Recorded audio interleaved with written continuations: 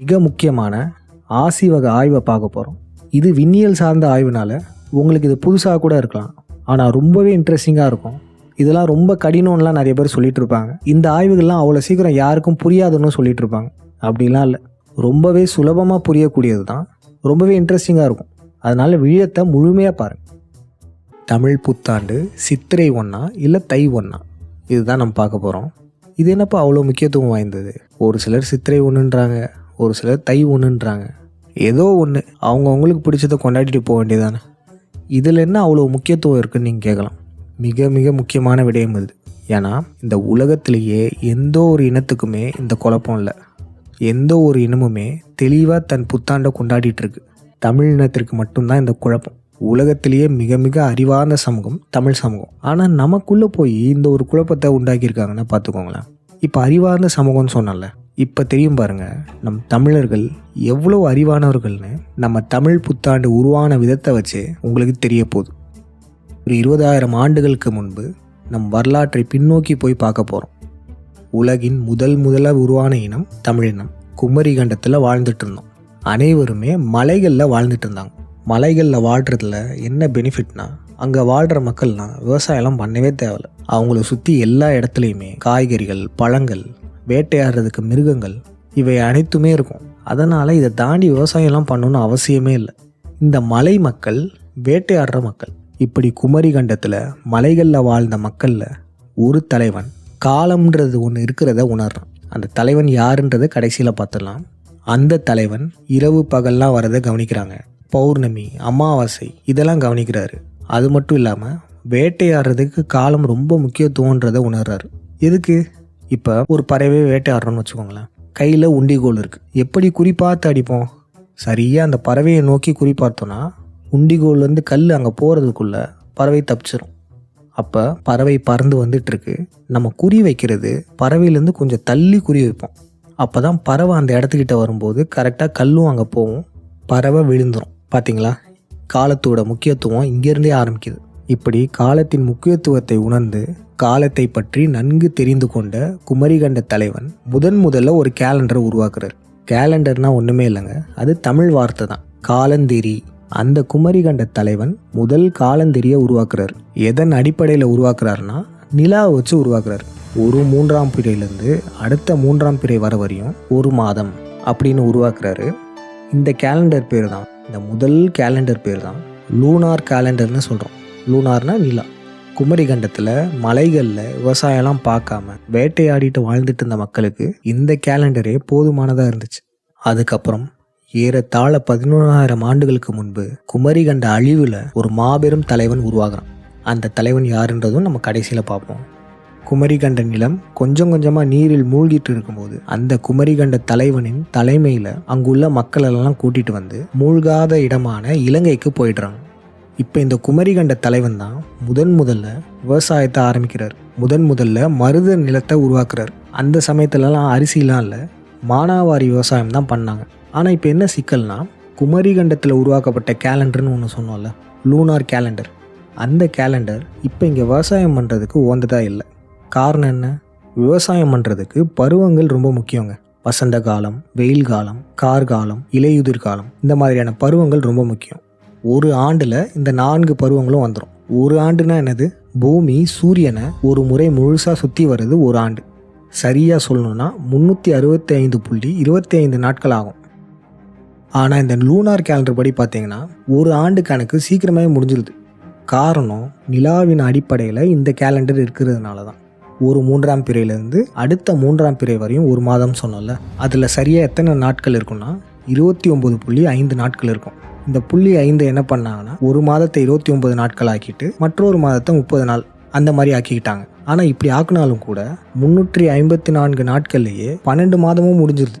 ஆனால் பூமி சூரியனை சுற்றி வர்றதுக்கு சரியாக 365.25 நாட்கள் ஆகும். அப்போ இந்த நிலவை மையப்படுத்தின லூனார் கேலண்டரில் எவ்வளவு நாட்கள் குறையுது? 11.25 நாட்கள் ஷார்ட்டேஜ் ஆகுது, குறையுது. இதனால் என்ன ஆக போகுதுன்னு நீங்கள் கேட்கலாம். இதனால் மலையில் வாழ்கிற மக்களுக்கு எந்த ஒரு பிரச்சனையும் இல்லைங்க, ஏன்னா அங்கே விவசாயம் பண்ணலை. ஆனால் இப்போ கீழே விவசாயம் பண்ணுறாங்க. விவசாயத்துக்கு பருவங்கள் ரொம்ப முக்கியம். நல்லா மழை காலத்தில் ஒரு விவசாயம் பண்ணலாம், ஒரு பயிரை போடலாம். மழையே இல்லாத காலகட்டத்தில் ஒரு சில பயிர்களை போடலாம். நல்லா மழை பெஞ்சிட்ருக்கு, அந்த சமயத்தில் மழைக்கே ஒத்து வராத பயிரை போட்டோன்னா என்ன ஆகும்? வேஸ்ட்டாக போயிடும். அதனால பருவ காலங்களை பார்த்து தான் விவசாயம் பண்ணணும். இதுதான் இந்த லூனார் கேலண்டரில் உள்ள பிரச்சனை. நம்ம முன்பே பார்த்தோம்ல, பூமி சூரியனை முழுசாக சுற்றி வர்றதுக்கு 365.25 நாட்கள் ஆகும். இதுதான் ஒரு வருடம் நம்ம சொல்கிறோம்ல. ஆனால் இந்த லூனார் கேலண்டர் படி 354 நாட்கள்லேயே ஒரு வருடம் முடிஞ்சிடும். அதாவது 11.25 நாட்கள் சீக்கிரமாக இந்த ஒரு வருடம் முடிஞ்சிடும் இந்த கேலண்டர் படி பார்த்தீங்கன்னா. இப்போ அதனால் என்ன நடக்கும்னா, இப்போ ஒரு ஆண்டுலேயே 11.25 நாட்கள் சீக்கிரமாக போயிடுது. இதே ஒரு 10 ஆண்டுகள் போய் பாருங்களேன், 10 ஆண்டுகளில் எவ்வளோ டிஃப்ரெண்ட் இருக்கும். 112 நாட்கள் முன்னாடி முடிஞ்சிடும். ஒரு எடுத்துக்காட்டு வச்சுக்கோங்க. இப்போ இந்த கேலண்டரை நீங்கள் உருவாக்கிட்டீங்க, வெயில் காலத்தில் உருவாக்கியிருக்கீங்க. முதல் மாதம் வெயில் காலத்தில் வருது. ஆனால் 10 ஆண்டுக்கு அப்புறம் நீங்கள் பார்த்தீங்கன்னா முதல் மாதம் மழை காலத்தில் வந்துடும். இதனால் இந்த மலைவாழ் மக்களுக்கு எந்த ஒரு பிரச்சனையுமே இல்லை. ஆனால் இப்போ விவசாயம் பண்ணுற மக்களுக்கு இது ரொம்பவே கடினமாக இருக்குது. காரணம், விவசாயிகள் பருவங்களை பார்த்து தான் பயிர் போடணும். அப்போ இந்த கேலண்டருமே பருவங்களுக்கு ஏற்ற மாதிரி இருக்கணும். இதை நன்கு உணர்ந்த 11,000 ஆண்டுகளுக்கு முன்னாடி வாழ்ந்த குமரி கண்டத்திலேருந்து மக்களை காப்பாற்றி வந்த தலைவர் ஒருத்தர் சொன்னோம் பார்த்தீங்களா, அந்த தலைவர் என்ன பண்ணுறாருனா, விவசாயத்திற்கு ஏற்றாற் போல புதிய காலந்தேரியை உருவாக்குறாரு. சரி, முதல்ல ஒரு தலைவரை சொன்னோம், இரண்டாவது ஒரு தலைவரை சொன்னோம். இவங்க யாருன்றதை இப்போ நம்ம சொல்ல போகிறோம். முதல்ல குமரி கண்டத்தில் வாழ்ந்த லூனார் கேலண்டரை உருவாக்கிய தலைவர் சிவன். சிவன் தான் முதல் சித்தன். சிவன் தலையில் 3ஆம் பிறை இருக்கும் பார்த்தீங்களா, அதெல்லாமே ஒரு சிம்பாலிசம் தான். சிவன் 3ஆம் பிறை பார்த்து லூனார் கேலண்டரை உருவாக்கியிருக்காருன்றத ஒரு சிம்பாலிசம். உண்மையிலேயே தலையில் நிலாலாம் யாரும் வச்சிட்டு இருக்க மாட்டாங்க. இது எல்லாமே ஒரு குறியீடு. இப்படிப்பட்ட பல குறியீடுகளையும் கடவுள் சிலைகளையும், அதாவது உருவ வழிபாடுலாம் பண்ணுவோம்ல, அந்த சிலைகளையும் கோயில்களையும் யார் உருவாக்குனாங்கன்னா, நம்ம 2வது ஒருத்தரை சொன்னோம்ல, 2வது தலைவர் குமரி கண்டத்திலேருந்து மக்களை காப்பாற்றி கூட்டிகிட்டு வந்தவர் அவர் தான். அவர் வேறு யாருமே இல்லை, நம்முடைய தமிழ் கடவுள் முருகன் தான். முதல்ல விவசாயத்தை தோற்றுவித்தவர் முருகன் தான். இவர் ஏன் இந்த மாதிரி குறியீடுகளும் உருவ வழிபாடுகளையும் கோயில்களையும் உருவாக்குனார் தெரியுமா? இதெல்லாம் மூட நம்பிக்கையே இல்லைங்க. குமரி கண்டம் அழிஞ்சிருச்சுல்ல, இந்த மாதிரியான அழிவு காலம் வந்தாலும் கூட நம்ம வரலாற்றை எப்படினாச்சும் தக்க வைக்கணும். இப்போ எடுத்துக்காட்டுக்கு பார்த்தீங்கன்னா, சிவன் லூனார் கேலண்டரை கண்டுபிடிச்சாருன்னு இப்போ நம்ம இப்படி சொல்கிறோம். அந்த வரலாறை தக்க வைக்கிறது தான் இந்த காலபைரவர் சிலை என்பது சிவனை குறிக்கும். இந்த காலபைரவர் சிலையிலேயே பார்த்தீங்கன்னா சிவன் தலையில் சூரியன்லாம் இருக்கும். சூரியனை வச்சு ஒரு நாளை நம்ம கண்டுபிடிப்போம். சூரிய உதயத்திலேருந்து சூரியன் மறைகிறது வரையும் ஒரு நாள். அதே போல் காலபைரவர் வேட்டைக்காரர் போல இருப்பார், சிவன் வேட்டையாடுறவர். அதை தான் இது குறிக்குது. அவர் பக்கத்தில் நாய் இருக்கும். நம்ம முன்னாடி சொன்னோம் பார்த்தீங்களா, ஒரு பறவையை கல்லை வச்சு எய்ம் பண்ணோன்னா, அதுவும் அது பறந்துக்கிட்டு இருக்க பறவையாக இருக்கும்போது கொஞ்சம் தள்ளி குறி வைக்கணும். அப்போ தான் கரெக்டாக அந்த கல்லுக்கிட்ட வந்து அந்த பறவை கீழே விழும். இது நம்ம சொன்னோம்ல. அப்படி அந்த கீழே விழுகிற பறவைலாம் வேட்டைக்காரனுடைய நாய்கள்லாம் எடுத்துகிட்டு வந்து அது வேட்டைக்காரன்கிட்ட கொடுக்கும். இது நம்ம எல்லாருக்குமே தெரிஞ்சது தான். சிவன் ஒரு வேட்டைக்காரன் சொல்கிறதுக்கு தான் இந்த நாய் உருவமே. உருவ வழிபாடுன்றது மூட நம்பிக்கை இல்லை, இதில் தான் நம்ம வரலாறே புதைஞ்சு கிடக்கு. அப்படி வரலாற்றை தக்க வைக்கிறதுக்கு கடவுள் உருவங்களையும் நிறைய குறியீடுகளையும் உருவாக்கியவர் தான் முருகன். மற்றொரு விஷயத்தில் முருகனை பற்றி தெளிவாக பேசிடலாம். இப்போ நம்ம கேலண்டருக்கு வரலாம். இப்போ நமக்கு என்ன தெரிஞ்சிருக்கு? முதல் கேலண்டர் லூனார் கேலண்டர், நிலாவை மையப்படுத்தி உருவாக்கப்பட்ட கேலண்டர். இந்த கேலண்டர் மலையில் வாழும் மக்களுக்கு உகந்தது. அவங்களுக்கு இதுவே போதும். மலையில் வாழ்கிறவங்களுக்கு மட்டும் இல்லை, பாலைவனத்தில் வாழ்கிறவங்களுக்கும் இதுவே போதுமானது. இதற்கான சிறந்த எடுத்துக்காட்டு இஸ்லாமியர்கள் இப்போ வரையும் இந்த லூனார் கேலண்டர் தான் பயன்படுத்திட்டு இருக்காங்க. ஆனால் இந்த லூனார் கேலண்டர் விவசாயத்திற்கு ஏற்றதா இல்லாதனால முருகன் அடுத்த கட்டமாக வேற கேலண்டரை உருவாக்குறாரு. அந்த காலண்டரியுடைய பேரையும் கூட சிவனுடைய பேரிலேயே வச்சிருப்பாங்க. அது என்னதுன்னா சித்தரியல் கேலண்டர். இப்போ சைடீரியல் கேலண்டர்னு சொல்கிறாங்க பார்த்தீங்களா, நம்ம சித்தரியல் நாட்காட்டியை தான் அவங்க சைடீரியல்னு சொல்லிட்டு இருக்காங்க. சித்தரியல்னு ஏன் வச்சார்னா, முதல் சித்தர் சிவனை குறித்து அந்த கேலண்டருக்கு அந்த பேரை வச்சார். சரி, இந்த கேலண்டர் எப்படி உருவாக்குனாங்கிறது தெரிஞ்சுக்கிறதுக்கு முன்னாடி நம்ம இன்னும் ஒரு சின்ன விடயத்தை தெரிஞ்சுப்போம். சிவன் காலத்திலேயே இரும்புலாம் கண்டுபிடிச்சிட்டாங்க. ஒரு மிருகத்தை வேட்டையாடணும், வீடு கட்டணும், மரங்களை அறுக்கணும், இது மாதிரியான பெரும்பாலான வேலைகளுக்குமே இரும்புலாம் தேவை. அது சிவன் காலகட்டத்திலே கண்டுபிடிச்சிட்டாங்க. முருகன் காலகட்டத்தில் அதற்கும் மேலே பல இன்வென்ஷன்களை கண்டுபிடிச்சிருக்காங்க. அது நம்ம அடுத்தடுத்த விடயங்களில் பார்த்துருவோம். அதில் முக்கியமானது கண்ணாடியை கண்டுபிடித்தது முருகன் தான். இந்த கண்ணாடியை கண்டுபிடிச்சாலே நம்மளால் பல விடயங்களை அடுத்தடுத்து கண்டுபிடிக்க முடியும். இப்போ எடுத்துக்காட்டுக்கு மைக்ரோஸ்கோப்பை உருவாக்குனது முருகன் தான். முருகனோட கையில் வேல் இருக்குல்ல, இது மனிதனின் விந்தணுடைய ஸ்ட்ரக்சர் தான். முருகன் முதல்ல விந்தணுவின் வடிவத்தை கண்டுபிடிச்சதை குறிக்கிறது தான் இந்த வேல். இதை மைக்ரோஸ்கோப்பில் தான் பார்த்தாரு. ஏன்னா அப்பயே கண்ணாடியும் கண்டுபிடிச்சிருக்காங்க. மைக்ரோஸ்கோப்பே இருக்கும்போது டெலஸ்கோப்புமே இருந்திருக்கும், கடல் வழி பயணம் பண்ணுறதுக்கு, அதுக்கப்புறம் விண்ணாராய்ச்சி பண்ணுறதுக்கு. இதற்கெல்லாம் டெலஸ்கோப் ரொம்பவே முக்கியமானது. இது எதுக்கு இப்போ சொல்கிறோன்னா, முருகன் காலகட்டத்திலேயே தமிழர்கள் மிக மிக அறிவார்ந்த சமூகமாக வாழ்ந்திருக்காங்க. அதுவும் இந்த விண்ணாராய்ச்சியில் அடுத்த கட்ட நிலைக்கே சென்று இருக்காங்க. சரி, இப்போ இந்த சித்தரியல் கேலண்டரை எப்படி முருகன் உருவாக்குனாருன்றதை இப்போ பார்ப்போம். பூமி சூரியனை சுற்றி வருங்க. அப்படி சுற்றும்போது பூமியோட அச்சு கொஞ்சம் சாஞ்சு தாங்க இருக்கும். 23.5 டிகிரி சாஞ்சிருக்கும். இப்படி சாஞ்சிருக்கிறதுனால ஒரு குறிப்பிட்ட காலம் பூமியோடைய மேல் பகுதி சூரியனுக்கு அருகாமையில் இருக்கும். அப்புறம் மற்றொரு குறிப்பிட்ட காலத்தில் பூமியோட கீழ்ப்பகுதி சூரியனுக்கு அருகாமையில் இருக்கும். இது இன்னும் நீங்கள் சுலபமாக புரிஞ்சுக்கணுன்னா, மேல்னா நார்த், கீழ்னா சவுத்துன்னு வச்சுக்கோங்க. நார்த் போல் சவுத் போல்னு சொல்லுவாங்கள்ல, கீழ்ப்பகுதி வந்து சவுத். இப்போ இங்கே பாருங்கள், பூமியோட கீழ்ப்பகுதி தள்ளி இருக்கா, மேல் பகுதி சூரியனுக்கு அருகாமையில் இருக்கா. ஆனால் பூமி சுற்றிட்டு இருக்கும்போது இந்த இடத்துக்கிட்ட வருதுல்ல, இந்த இடத்துல பாருங்களேன், பூமியோட கீழ்ப்பகுதி சூரியனுக்கு அருகாமையில் இருக்கும், மேல் பகுதி தள்ளி இருக்கும். இது எதுக்கு இப்போ சொல்கிறோன்னா, வேறு ஒன்றும் இல்லை. நம்ம இப்போ ஒரு கேலண்டர் உருவாக்க போகிறோன்னு வச்சுக்கோங்களேன். இந்த கேலண்டருடைய முதல் நாள் இருக்குல்ல, இந்த முதல் நாள் ரொம்பவே முக்கியம். ஏன்னா கேலண்டரில் எதுவும் பிழை வந்தாலும் கூட அதனுடைய முதல் நாளை வச்சு தான் நம்ம அதை சரி பண்ண முடியும். அப்போ இந்த முதல் நாள் ரொம்பவே முக்கியத்துவம் வாய்ந்தது. நம்ம சும்மா சாதாரணமாக ஏதாச்சும் ஒரு நாளை முதல் நாளாக ஆக்க முடியாது. அப்போ முதல் நாளுக்கு ஒரு குறிப்பிட்ட நாட்கள் தான் தேவை. அது என்னென்ன நாட்கள்னால், உத்தராயண சங்கராந்தி, தட்சிணாயன சங்கராந்தி, உத்தராயண சமநாள், தட்சிணாயன சமநாள். இந்த 4 நாட்கள் தாங்க முக்கியமான நாட்கள். இதை பற்றி நீங்கள் தெரிஞ்சுக்கிட்டீங்கன்னு வச்சுக்கோங்களேன், உங்களுக்கு எல்லாமே கிளியராகும்.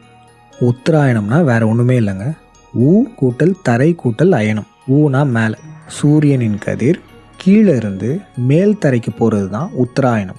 தட்சிணாயனம் வேறு ஒன்றும் இல்லை, தெற்கு கூட்டல் அயனம். மேலே இருந்து கீழே சவுத் போல் இருக்குல்ல, தெற்குக்கு போகிறது தான் தட்சிணாயனம். இப்போ இது போகிறது உத்தராயணம். தட்சிணாயனம்னா என்னென்னு பார்த்தீங்க, சங்கராந்தின்றது சமஸ்கிருத வார்த்தைலாம் இல்லைங்க, இது முழுக்க முழுக்க தமிழ் வார்த்தை தான். சங்கரன் கூட்டல் அந்தம், சங்கராந்தம் சங்கராந்தி. சங்கரன்னா சூரியன், அந்தம்னா எல்லை, சூரியனின் எல்லை. கடக சங்கராந்தி, மகர சங்கராந்தின்னு இருக்குல்ல, அது என்ன தெரியுமா, வேற ஒன்றும் இல்லை, இந்த பூமியை சுற்றி 3 கோடு போட்டிருப்போம் பார்த்தீங்களா, அதை தான் ரேகைகள்னு நம்ம சொல்லுவோம். முதல் ரேகை கடக ரேகை, டிராபிக் ஆஃப் கேன்சர். நடுவில் இருக்க ரேகை பேர் பூமத்திய ரேகை, ஈக்குவேட்டர். அதுக்கு அடுத்த ரேகை பேர் மகர ரேகை, டிராபிக் ஆஃப் கேப்ரிகான். இப்போ உத்தராயணம்னா என்ன சொன்னோம், ஊ தரை அயனம், கீழே இருந்து மேலே போகிறது. அப்படி சூரியன்லேருந்து வர கதிர் கீழே இருந்து மேலே போதில்ல, அந்த கடக ரேகையை தொடுறது தான் உத்தராயண கடக சங்கராந்தி. அதே போல் தட்சிணாயன மகர சங்கராந்தி. வேறு ஒன்றும் இல்லை, மேலே இருந்து கீழே வருதில்ல, கீழே வரும்போது அந்த மகர ரேகையை தொடுறது தான் தட்சிணாயன மகர சங்கராந்தி. அடுத்த 2 என்னது, இது ரொம்ப ஈஸிங்க, சமநாள்.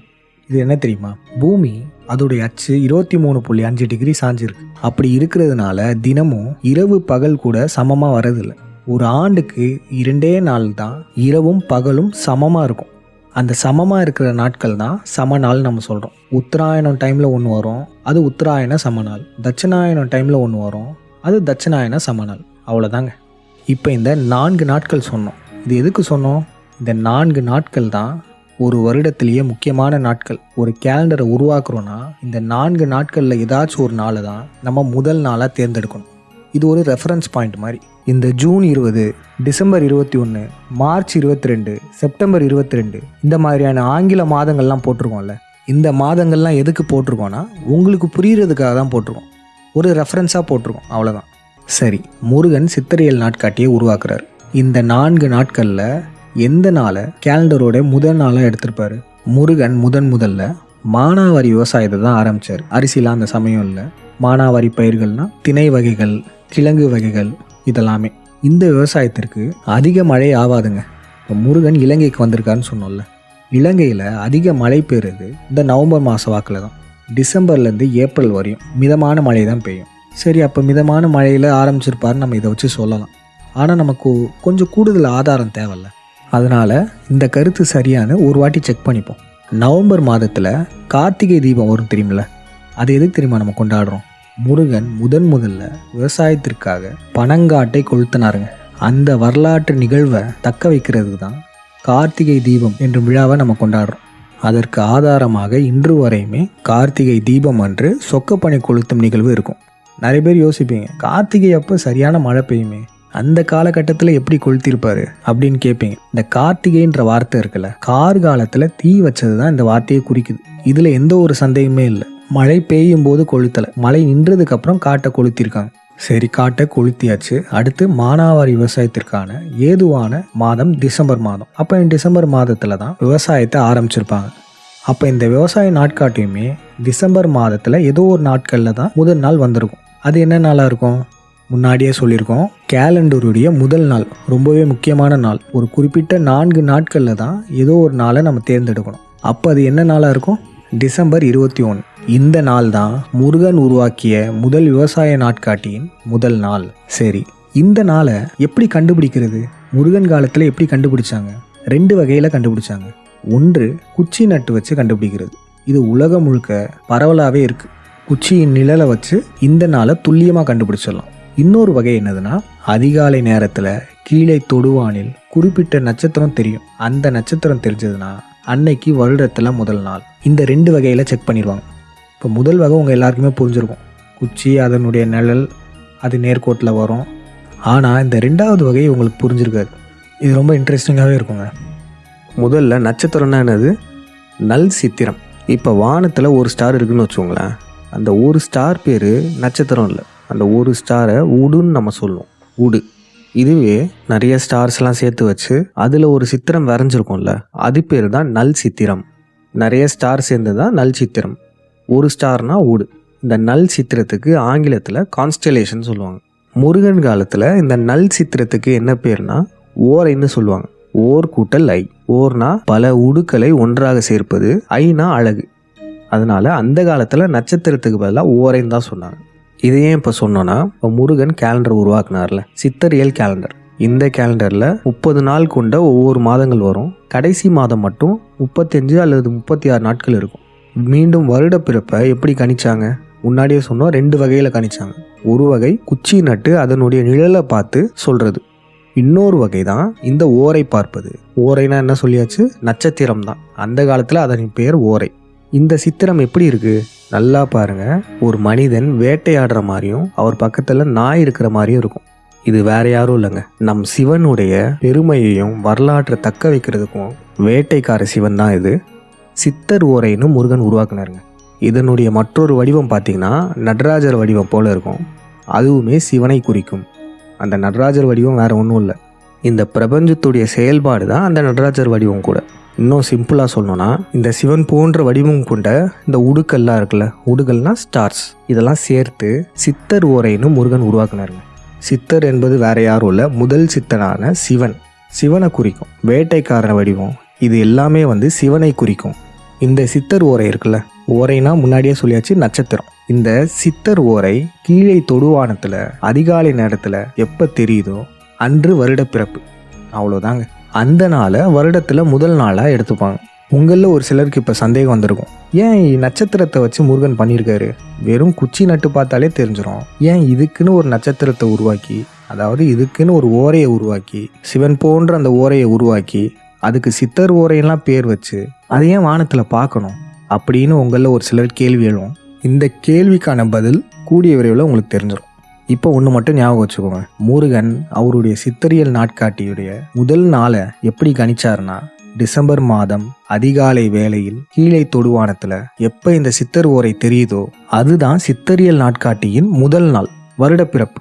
முருகன் சித்தர் ஓரைன்னு வச்சிருந்தார்ல, சிவனை குறிச்சு. இந்த சித்தர் ஓரை தான் சித்திரையாக மாறுச்சு. தமிழ் மாதத்துடைய முதல் மாதம் சித்திரை. அதே போல முருகன் காலத்துக்கு அப்புறம் சித்தர் ஓரைன்ற இந்த நட்சத்திரத்தை ஆதி ஓரை, அதாவது திரு ஆதி ஓரைன்னு இந்த நட்சத்திரத்துக்கு பேர் வச்சுட்டாங்க. அதுதாங்க திருவாதிரை நட்சத்திரம். இப்போ நம்ம என்னென்னலாம் சொல்லியிருக்கோம்? சிவன் ஒரு கேலண்டரை கண்டுபிடிச்சாரு, அது லூனார் கேலண்டர், நிலவை மையப்படுத்தி இருக்கும். அதுக்கப்புறம் முருகன் ஒரு கேலண்டரை கண்டுபிடிச்சாரு, அது விவசாய நாட்காட்டி, பருவ காலங்களை மையப்படுத்தி இருக்கும். அது மட்டும் இல்லாமல் வருடத்துடைய முதல் நாளை ஒரு நட்சத்திரத்தை பார்த்து தீர்மானிப்பாங்க. அந்த நட்சத்திரம் பேர் சித்தர் ஓரை. இந்த சித்தர் ஓரை வரக்கூடிய முதல் மாதம் தான் சித்திரை மாதம். இந்த சித்தர் ஓரையை காலப்போக்கில், அதாவது முருகன் காலத்துக்கு அப்புறம் திருவாதிரை நட்சத்திரம்னு சொல்ல ஆரம்பிச்சிட்டாங்க. அவ்வளோதாங்க. இப்பயே உங்களுக்கு எல்லாமே தெரிஞ்சிருக்கும். முதல் மாதம் சித்திரை தான். ஆனால் இதுக்கப்புறம் தான் ரொம்பவே இன்ட்ரெஸ்டிங்கான 2 விடயங்கள் இருக்குது. அதில் ஒன்று என்னதுன்னா, முருகன் காலத்திற்கு அப்புறம் இந்த ராவணியம் காலம், அதாவது ராவணன் இந்திரன் காலம், முருகனுக்கு அடுத்து உருவாகிய அடுத்த ஆளுமைகள். இவங்க இயல்பிலேயே மலைக்குடிகள், சிவபக்தர்கள். இவங்க தான் வண்டி வைத்து முதல்ல விவசாயம் பண்ண பாண்டியர்கள். வண்டி தான் பாண்டியா மாறுச்சு. முதல்ல 6 சக்கரத்தை கண்டுபிடிச்சது நம்ம இந்திரன் தான். இந்திரனுக்கு இன்னொரு பேரும் இருக்கு, சாக்கா. வேற ஒன்றும் இல்லை, சக்கரத்தை கண்டுபிடிச்சதுனால அவர் பேர் சாக்கா. இப்போ இந்த மலைக்குடிகள் விவசாயம் பண்ணுறாங்க. இவங்க என்ன பண்ணுறாங்கன்னா, சிவன் உருவாக்கிய கேலண்டரையே மாடிஃபை பண்ணி பயன்படுத்திக்கிறாங்க. சிவன் உருவாக்கின கேலண்டர் என்ன சொன்னோம், அது நிலாவை மையப்படுத்தி இருக்கிறதுனால 11.25 நாட்கள் குறைவாக இருக்கு ஒரு வருடத்துக்கு. ஆனால் இந்த கேலண்டரையே நம்மளால் சரி பண்ணி பயன்படுத்த முடியும்னு சொல்லி ராவணன் இந்திரன் லைட்டாக மாடிஃபை பண்ணிக்கிட்டாங்க. அது எப்படி பண்ணாங்க? ஒன்றுமே இல்லைங்க, ஒரு ஆண்டுக்கு 11.25 நாட்கள் கம்மியாக இருக்கா? அப்போ 3 ஆண்டுகளில் எத்தனை நாள் கம்மியாகும்? 33.75 நாள் கம்மியாகும். தோராயமாக ஒரு மாதம். இந்திர சித்தர் என்ன பண்ணாருன்னா, அதே சிவனுடைய கேலண்டர் லூனா கேலண்டர் எடுத்துக்கிட்டு 3 ஆண்டுகளுக்கு ஒரு முறை ஒரு மாதத்தை ஆட் பண்ணிப்பாங்க, சேர்த்துப்பாங்க. ஏன்னா ஒரு மாதம் கிட்ட கம்மியாயிரும் நிலவு மையப்படுத்தி இருக்கிறதுனால. அதனால 3 ஆண்டுகளுக்கு ஒரு முறை 13 மாதம் கொண்ட நாட்காட்டியை உருவாக்குவாங்க. இந்த நாட்காட்டி தான் சாக்கா நாட்காட்டி, சாக்கா கேலண்டர்னு நம்ம சொல்கிறோம்ல. இந்த சாக்கா கேலண்டரை உருவாக்கியவர் முதல்ல 6 சக்கரத்தை கண்டுபிடிச்சவரான இந்திரன் தான். இந்திரனுடைய கேலண்டர் தான் இந்த சாக்கா கேலண்டர். இன்னும் சிம்பிளாக சொல்லணும்னா, சிவனுடைய கேலண்டர் தான். அதை 3 ஆண்டுகளுக்கு ஒரு முறை அப்டேட் பண்ணுவாங்க, ஒரு மாதத்தை எக்ஸ்ட்ரா ஆக்கிப்பாங்க. ஒவ்வொரு 3 ஆண்டுகளுக்கும் ஒரு முறை 13 மாதங்கள் வரும். அவ்வளோதாங்க. இந்த சாக்கா நாட்காட்டியை இப்போ வரையுமே பல இடங்களில் பயன்படுத்தி தான் இருக்காங்க. சரி, சிவந்து தெரிஞ்சிருச்சு. அதுக்கப்புறம் முருகன் உருவாக்கிய சித்திரியல் நாட்காட்டி தெரிஞ்சிருச்சு. அதுக்கப்புறம் ராவணன் இந்திரன் சிவனுடைய நாட்காட்டியவே கொஞ்சம் மாடிஃபை பண்ணி சாக்கா நாட்காட்டி என்று உருவாக்கியிருக்காங்க. ஆனால் இந்த சாக்கா நாட்காட்டியை 3 ஆண்டுகளுக்கு ஒரு முறை மாற்றிக்கிட்டே இருக்கிறதுனால அடிக்கடி மாற்றணும்ல. அதனால விவசாயம் செய்யும் தமிழர்கள் நம்ம இதை பயன்படுத்துகிற குறைச்சிக்கிட்டு சித்திரியல் நாட்காட்டியவே பயன்படுத்திக்கிட்டு இருந்தோம். இதுதாங்க நம்மளுடைய முதல் இன்ட்ரெஸ்டிங்கான விடயம். 2வது இன்ட்ரெஸ்டிங்கான விடயம் என்னதுன்னா, இந்த சித்திரியல் நாட்காட்டிலையும் ஒரு பிரச்சனை வந்துருச்சு. என்னது? சித்திரியல் நாட்காட்டியில் எப்போ வருட பிறப்புன்னு சொன்னோம்? டிசம்பர் மாத வாக்கில் அதிகாலை நேரம் கீழே தொடுவானில் இந்த திருவாதிரை நட்சத்திரம் தெரிஞ்சா அன்னைக்கு வருட பிறப்பு. இதுதான் நம்ம சொன்னோம். ஆனால் என்ன ஆகுதுன்னா, ஒவ்வொரு ஆண்டுலையுமே 24 நிமிடங்கள் லேட்டாக தெரிய ஆரம்பிச்சிச்சு அந்த நட்சத்திரம். எடுத்துக்காட்டுக்கு இந்த ஆண்டு ஒரு நேரத்தில் தெரியுதுன்னு வச்சுக்கோங்க. அடுத்த ஆண்டு வெயிட் பண்ணி பார்த்தோன்னா ஒரு 24 நிமிடங்கள் லேட்டாக தெரியுது. அப்போ இப்படியே போச்சுன்னா 24 போயிட்டே இருந்துச்சுன்னா ஒவ்வொரு ஆண்டுகளுக்குமே லேட்டாக தெரிஞ்சுக்கிட்டே போச்சு. 24 நிமிடம் தானே அப்படின்னு நம்ம நினைக்கலாம். ஆனால் இப்படியே கம்மியாயிட்டு போச்சுன்னா 60 ஆண்டுகளில் ஒரு நாள் லேட்டாக அந்த நட்சத்திரம் தெரியும். இது ஏன் இப்படி மாறுது, நட்சத்திரங்கள் ஏன் லேட்டாக தெரியுது அப்படின்னு சொல்லிட்டு தமிழர்கள் அப்போ தான் நம்ம உணர ஆரம்பிக்கிறோம். என்னதுன்னா, இங்கே சூரியனும் நிலையானது கிடையாது. இந்த பிரபஞ்சத்தில் எந்த ஒரு பொருளுமே நிலையானது இல்லைங்க. எல்லாமே மூவிங்கில் தான் இருக்குது. இந்த சூரியனுமே வட்டப்பாதையில் சுற்றிக்கிட்டு தான் இருக்குது. இந்த சூரியன் வட்டப்பாதையில் சுற்றுறதுனால தான் இந்த திருவாதிரை நட்சத்திரமும் ஒவ்வொரு ஆண்டும் 24 நிமிடங்கள் லேட்டாக தோன்றுது. இதை நம்ம தமிழர்கள் கண்டுபிடிச்சிட்டோங்க. பாருங்கள், முன்னாடியே சொன்னோம்ல, எதுக்கு முருகன் நட்சத்திரத்தை வச்செல்லாம் இப்படி பண்ணார், கஷ்டப்பட்டு கண்டுபிடிக்கிறான்னு சொன்னோம்ல. இப்போ காரணம் தெரிஞ்சிச்சா? நட்சத்திரத்தை வச்சு வருடப்பிறப்பை கணிச்சதுனால தான் தமிழர்களுக்கே தெரிய வந்திருக்கு. என்னதுன்னா, சூரியனும் நிலையா இல்லை, அதுவுமே வட்டப்பாதையில் சுற்றிட்டு இருக்குன்ற ஒரு பேருண்மை தமிழர்களுக்கு தெரிய வந்திருக்கு. இது மட்டும் தெரியாமல் போச்சுன்னு வச்சுக்கோங்களேன். இந்த நட்சத்திரத்தெல்லாம் பார்க்காம வெறும் குச்சியை மட்டுமே வச்சு நம்ம பருவ ஆண்டை கணக்கு பண்ணோன்னா சரியான கணக்கு தான் வரும். ஆனால் நம்மளால் விண்ணியலை எக்ஸ்ப்ளோர் பண்ணியிருக்க முடியாது. விண்ணியலில் அடுத்த கட்ட ஆய்வு நம்ம போயிருக்கவே முடியாது. சூரியனும் வட்டப்பாதையில் சுத்துன்ற உண்மை நமக்கு தெரிஞ்சிருக்காதுங்க. இப்போ புரியுதா முருகன் ஏன் நட்சத்திரத்தை வச்சு புது ஆண்டை கணக்கு பண்ணியிருக்காருன்னு? இப்போ உங்களுக்கு புரிஞ்சிருக்கும். சரி, ஒவ்வொரு ஆண்டுகளுமே 24 நிமிடங்கள் தள்ளி போகுது. அந்த நட்சத்திரம் லேட்டாக வருது. அப்படியே போயிட்டே இருக்கும்போது 60 ஆண்டுகள் கழித்து பார்த்தோன்னா ஒரு நாள் டிலே ஆயிடுது, ஒரு நாள் லேட்டாக தோன்றுது. இதுவே 1800 ஆண்டுகள் கழித்து பார்த்தோன்னு வச்சுக்கோங்களேன், ஒரு மாதம் டிலே ஆயிருங்க. அதாவது ஒரு மாத காலம் லேட்டாக தோன்றும் அந்த நட்சத்திரம். இப்போ சித்திரியல் நாட்காட்டியில் இருக்க இந்த பிரச்சனையை நன்கு உணர்ந்த திருமால் சித்திரியல் நாட்காட்டியை அடுத்த கட்டத்துக்கு கொண்டு போறார். திருமால் என்பவரும் தமிழ் ஆளுமை தான். தமிழ் சித்தராகிய திருமால் தான் முருகன் உருவாக்கிய இந்த சித்திரியல் நாட்காட்டியை அப்டேட் பண்றார். திருமாலின் காலம் ஏறத்தாழ 3800 ஆண்டுகள். முருகன் எந்த காலம் சொன்னோம்? 11,000 ஆண்டுகள் சொன்னோம். திருமால் அவருடைய காலத்தில் பார்க்கும்போது இந்த திருவாதிரை நட்சத்திரம் இருக்குல்ல, ரிஷப ராசி, எப்போ டிசம்பர் 21 தெரிய வந்தது. அப்படியே தள்ளி தள்ளி தள்ளி போய் திருமால் அவருடைய காலகட்டத்தில் பார்க்கும்போது மார்ச் 22 வாக்கில் தோன்றுச்சு. நம்ம சமநாள் எப்போ சொன்னோம்? மார்ச் 20 அந்த வாக்கில். திருமால் காலகட்டத்தில் இந்த ரிஷப ராசி, அதாவது இந்த திருவாதிரை நட்சத்திரம் எப்போ தோன்றுச்சுன்னா மார்ச் 22 வாக்கில் தோன்றுச்சு. திருமால் ஒவ்வொரு மாதத்திற்கும் ஒவ்வொரு ராசியை உருவாக்கிறார். மொத்தம் எத்தனை மாதம்? 12 மாதம். உலகை சுற்றி 12 ராசிகளை உருவாக்கிறார். சுற்றி ஒரு சர்க்கிள் போட்டுவோம். சர்க்கிள்னா என்னது? 360 டிகிரி. ஒரு 360 டிகிரியில் ஒரு கேக் ஞாபகம் வச்சுக்கோங்க. அந்த கேக்கை 12 பீஸ் ஆக்கணும்னா எத்தனை டிகிரியில் ஆக்க முடியும்? 30 டிகிரியாக மாற்ற முடியும்ல. அந்த 30 டிகிரியாக 12 ராசிகளை உருவாக்குனவர் தான் திருமால். ஒவ்வொரு ராசிக்கான விளக்கம் கடைசியில் சொல்கிறோம். இப்படி 12 ராசிகளை உருவாக்கிட்டு ஒவ்வொரு மாதத்துக்கும் ஒவ்வொரு ராசியை உருவாக்கிட்டார் திருமால். அதனால ஒவ்வொரு மாதமுமே நம்ம சரியாக கணிச்சிட முடியும்.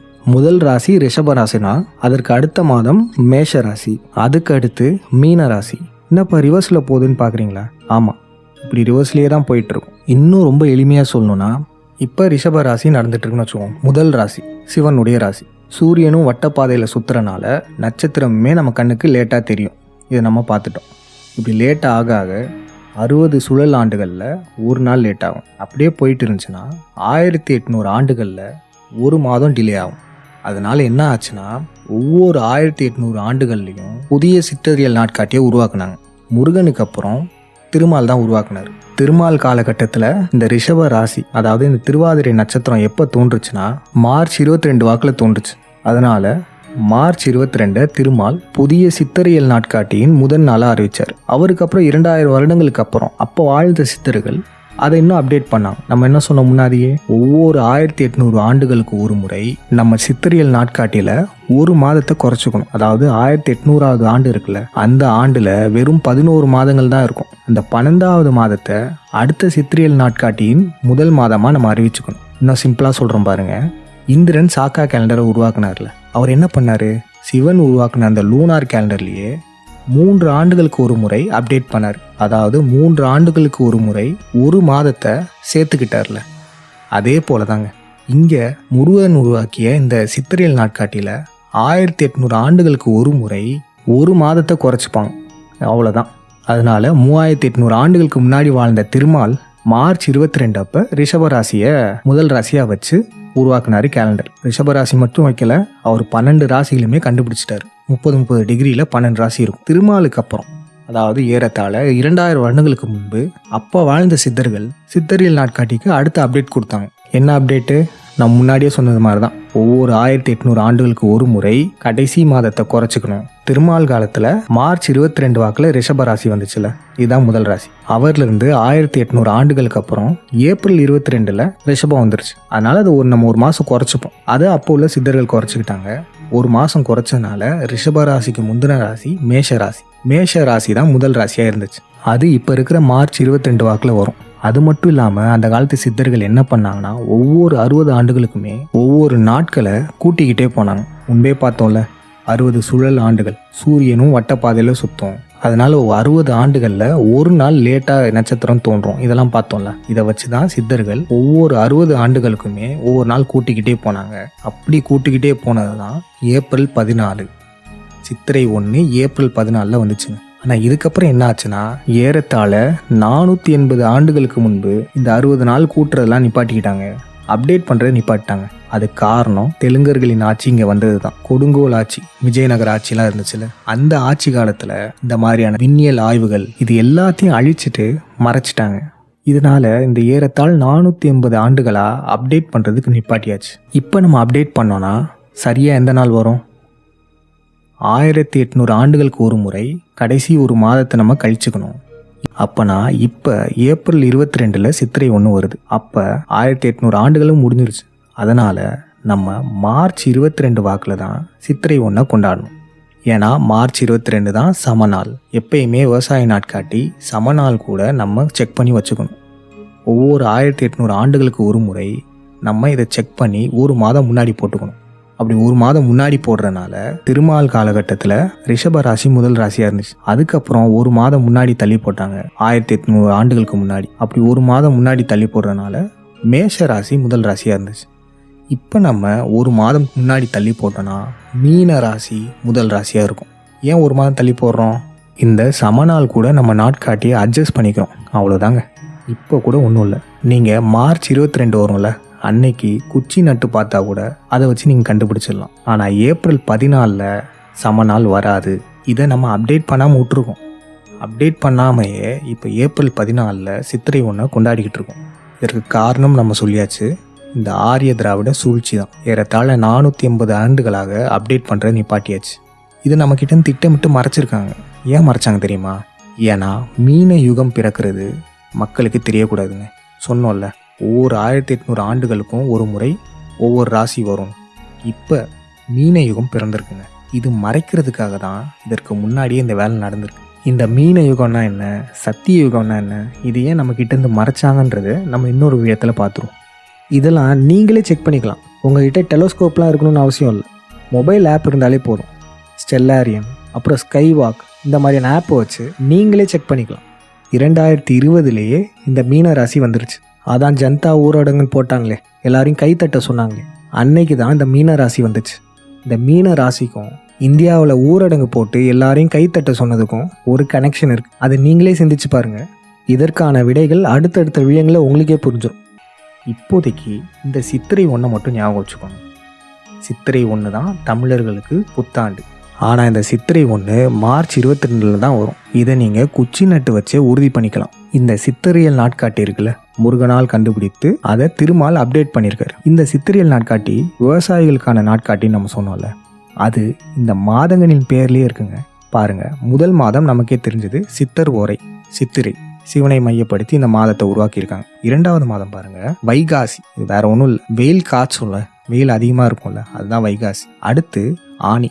ஆனினா பயிருடைய வேர் இருக்குல்ல, ஆணி வேருன்னு சொல்லுவோம். வேர் நல்லா கீழே போகிறது தான் ஆனி மாதம்னு சொல்லுவாங்க. அதுக்கப்புறம் ஆடி, பயிர்கள் நல்லா வளர்ந்து ஆடும் காற்றுல, அதனால ஆடி. அதுக்கப்புறம் ஆவணி, பயிர்கள் பூ பெய்தும் காலம். பெண்கள் பூ பெய்ததுக்கப்புறம் தாவணி போடுவாங்கள்ல, அந்த தாவணி தான் ஆவணியாக மாறுச்சு. அப்புறம் புரட்டாசி, கதிர்கள் வளர்ந்ததுக்கப்புறம் அதை எடுத்து நம்ம புரட்டி அடிப்போம்ல, அதுதான் புரட்டாசி. அதுக்கப்புறம் ஐப்பசி. இந்த ஐப்பசி மாதம் ரொம்பவே இன்ட்ரெஸ்டிங்காக இருக்கும். மருத நிலத்தில் இந்த விவசாயம் பண்ணவங்க பயிர்களை உருவாக்கிட்டாங்க. இப்போ அவங்க கையில் உணவு இருக்குது. இந்த மருத நில மக்கள் கிட்ட இருந்து மற்ற குறிஞ்சி, முல்லை, நெய்தல், பாலை மக்களுமே பண்டமாற்று முறையில் உணவு வாங்க வருவாங்க. சிம்பிளாக சொல்லணும்னா இந்த 5 திணை மக்களுடைய பசியை போக்குறது தான் ஐப்பசி இந்த மாதம். கார்த்திகை மாதம் அடுத்து.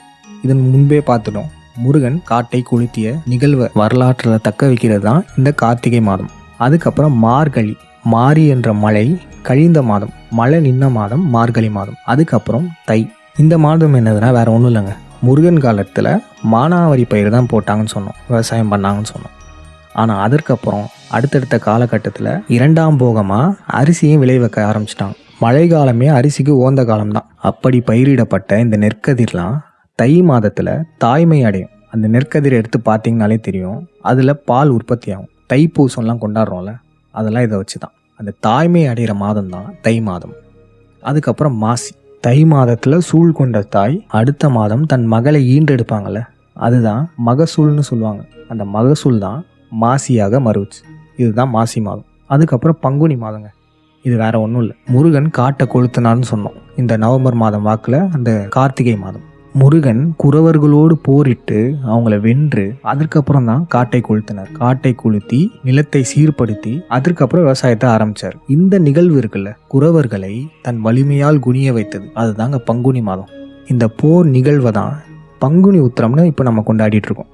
பார்த்தீங்களா, இந்த 12 மாதங்களுமே தமிழ் மாதங்கள் தான், தமிழ் பேர் கொண்டது தான். இதற்கும் சமஸ்கிருதத்துக்கும் ஒரு தொடர்பு கூட இல்லைங்க. அதே போல் இந்த 60 சுழல் ஆண்டுன்னு சொன்னாலே ஆளாளுக்கு கோவம் வரும். காரணம், அது பிராமண விட்ட கட்டுக்கதை. கிருஷ்ணர், நாரதர், அவங்களுடைய பிள்ளைகள் அப்படின்னு ஏதோ கதை வச்சுருப்பாங்க. ஏங்க, ராவணனுக்கு 10 தலை இருக்கிற மாதிரி எல்லா படங்களையும் காட்டுறாங்கல்ல, உண்மையிலேயே ராவணனுக்கு 10 தலைகள் இருந்துச்சா? இல்லை, அது ஒரு சிம்பாலிசம் தானே. அதே போல தான் பிராமண நம்மளுடைய சிம்பாலிசம் எல்லாம், நம்மளுடைய கடவுள்கள்லாம் கொச்சைப்படுத்துறதுக்கு இந்த மாதிரியான கட்டுக்கதைகள்லாம் உருவாக்கிட்டாங்க. இந்த 60 சுழல் ஆண்டுகளுக்கு பிராமணன் கொடுத்த அசிங்கமான கட்டுக்கதைகளை பாருங்களேன். Narada become she Narada and marry a sage. After some time, Narada, who was in form of a woman, married the rishi and had 60 children. இந்த கொச்சையான கதைகளெல்லாம் தமிழில் படிக்க முடியாது. அதனால தான் ஆங்கிலத்தில் படித்து காமிச்சிருக்கோம். இந்த 60 சுழல் ஆண்டுகளுக்கும் அவங்களுக்கும் எந்த ஒரு சம்மந்தமே இல்லை. தமிழர்களுடைய அறிவியல் இதை இப்போ பிராமணன் தூக்கி பிடிக்கிறதுனாலேயே அது அவன் ஆயிராது. இது நம்முடைய அறிவியல். முதல்ல பிராமணனுக்கு இவ்வளோ அறிவு இருக்கா? நீங்களே யோசிச்சு பாருங்கள். அவன் போட்டிருக்க பூநூல்லேருந்து, அவனுடைய பிராமணன் பேர்லேருந்து எல்லாமே தமிழர்கள்கிட்டேருந்து திருடினது தான், களவாடப்பட்டது தான். பாருங்க, இத்தனை நாளாக இந்த ஆரியமும் திராவிடமும் சேர்ந்து இந்த விண்ணியல் உண்மைகளை நம்ம கிட்டேருந்து திட்டமிட்டு மறைச்சிருக்காங்க. இந்த அறிவார்ந்த தமிழ் சமூகம் இவ்வளோ கண்டுபிடிச்சிருக்கோம்ல, இதை இவங்க மறைச்சது மட்டும் இல்லாமல் நம்ம ஒரு முட்டாள் சமூகம் மாதிரி, நமக்கு எப்போ புத்தாண்டுனே தெரியாத மாதிரி நம்மளை குழப்பி விட்டுருக்காங்க. இங்கே நீங்கள் அறிவியல் பூர்வமாகவும் பார்க்கணும், வரலாற்று ரீதியாகவும் பார்க்கணும். அப்படி பார்த்தீங்கன்னா சித்திரை 1 தான் தமிழ் புத்தாண்டு. இந்த திராவிடம் என்ன சொல்லணும்னா தை 1 தான் சொல்லுவோம். ஏன்னா தமிழர்கள் அறிவாளிகள் இல்லைன்றது தான் இதனுடைய கொள்கையை. சித்திரை 1 சொல்லிட்டாங்கன்னா, அதுவும் இந்த மார்ச் 22 வாக்கில் தான் வருதுன்னு சொல்லிட்டாங்கன்னா, தமிழர்கள் எவ்வளோ அறிவாளிகள் பார்த்தீங்களா அப்படின்னு தமிழர்களே பேச ஆரம்பிப்போம். இது இந்த திராவிடத்துக்கு பிடிக்காது. அதே போல் இந்த ஆரியம் என்ன பண்ணுன்னா, சித்திரை 1 தான் தமிழ் புத்தாண்டு, ஆனால் அது ஏப்ரல் 14 வருதுன்னு கட்டுக்கதை விடும். என்னைக்கு சமநாள் வருதுன்னு சாதாரணமாக நம்ம ஒரு குச்சியை நட்டு பார்த்தாலே தெரிஞ்சிடும். ஆனால் இந்த பிராமணர்கள் ஏன் மறைக்கிறாங்கன்னா, நமக்கு இந்த மீன யுகம் சத்தியுகம் பற்றிலாம் தெரியக்கூடாதுன்னு தான் மறைக்கிறாங்க. இந்த யுகங்கள் பற்றி நம்ம இன்னொரு விடயத்தில் பார்த்துருவோம். இப்போ இவ்வளோ நேரமாக நம்ம சொல்லிட்டு இருந்தோம்லங்க, இதை முதல்ல யார் தெரியுமா ஆய்வு பண்ணார்? இந்த ஆய்வு செய்து தமிழினத்தையே பெருமைப்படுத்துவர் யார் தெரியுமா? முனைவர் திரு பாண்டியனையா தான். ஆமாம், இந்த ஆய்வை 5 வருடங்களுக்கு முன்னாடியே பண்ணிட்டாரு. அதை விழியங்களாகவும் வெளியிட்டார். இந்த விண்ணியல் ஆய்வை முதல்ல செஞ்ச அந்த பெருமை முனைவர் திரு பாண்டியன் ஐயாவுக்கு தான் போய் சேரும். இந்த ஆய்வுகளை நீங்களே செக் பண்ணி பார்த்துக்கோங்க. இதில் சொன்ன நம்பராக இருக்கட்டும், இல்லை குச்சி நட்டு பார்க்குறதா இருக்கட்டும், சயின்டிஃபிக்கலாகவும் சரி லாஜிக்கலாகவும் சரி, நீங்களே செக் பண்ணி பார்த்துக்கோங்க. துல்லியமாக இருக்கும். இப்போ இவ்வளோ பிரம்மாண்டமாக சொன்னோம்ல, இது பாண்டியன் ஐயாவுடைய 1% ஆய்வு தான். இன்னும் பல ஆய்வுகள் இருக்குது. இப்போ சொன்னது அவர் செஞ்சதில் ஒரு சிறிய பகுதி தாங்க. அப்போ பார்த்துக்கோங்க அவருடைய மற்ற ஆய்வுகள்லாம் எந்த லெவலில் இருக்குன்னு பார்த்துக்கோங்க. அவருடைய மற்ற ஆய்வுகளையுமே இனி வரும் காலங்களில் அடுத்தடுத்த விழியங்களாக வெளியிடுவோம்.